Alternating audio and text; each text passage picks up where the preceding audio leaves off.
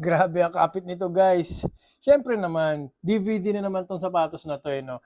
By the way guys, ito yung 361 degrees DVD 3 SE. Main shoes po ito ni Spencer Dinwiddie.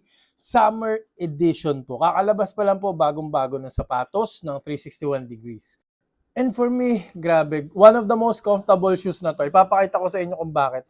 Though alam niyo naman guys no, na ang knit na uppers is very comfortable yan. Mas comfortable pa yan sa mesh, no? Pero at the same time, pag knit uppers po, very supportive pa rin and very breathable. Tingnan niyo naman yung mga butas na yan. Na very supportive, ang ganda pa rin ng lockdown.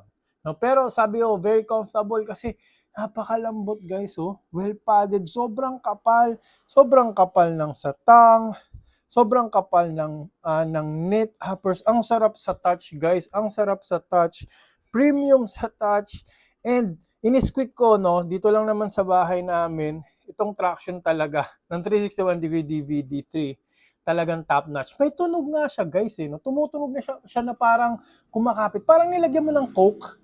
Parang nilagyan mo ng coke yung sapatos na parang makapit, malagkit siya sa floor. So guys, so far 10 out of 10 yung squeak nito so far, no? Hindi ako makahintay bukas, lalaro ko na to para malaman natin. So